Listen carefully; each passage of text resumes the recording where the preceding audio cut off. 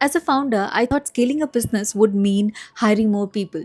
But nobody told me that it would mean managing more software. One for leads, another one for projects, a third for HR, something else for invoices. And before you know it, your business is spread across 10 different tabs. The funny thing is, we buy all these tools to make our work easy, to be more productive, but sometimes they create a different kind of chaos. Information lives in different places, team works in different systems, and finding something becomes harder than actually doing the work. I have genuinely had moments where I knew that the information existed, but I just couldn't remember which platform it was on. Was it in the CRM or the project management tool, or I would find it in the HR software or a spreadsheet or an email? And that's when I realized that the problem isn't the lack of software, it's software overload. That's what I found interesting about Olkan.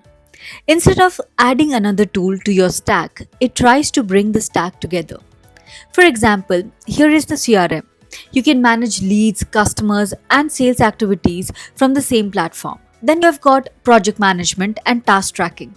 Instead of moving between different tools to see who's working on what, everything sits in the same ecosystem. And honestly, this matters more than most founders realize because every time the information is scattered, there is a cost associated with it. Not just money, but time, confusion, follow up meetings, duplicate work, small inefficiencies that slowly compound as the business grows. Olkan also includes HR and employee management. It's extremely important to have it connected with everything else. You have got finance tools, reporting, analytics, business insights, and because it's all under one roof, you spend less time switching contexts.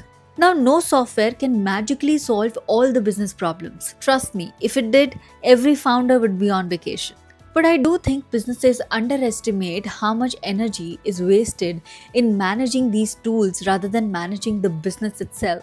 And that's probably the biggest insight I took away after exploring Olkan. The goal isn't to have more software. The goal is to spend less time thinking about the software altogether.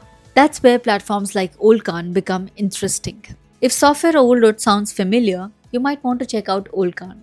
I've put the link in the bio. That's it for this video. I'll see you in another one with more interesting tools for founders and creators. Till then, take very good care of yourself. Bye bye.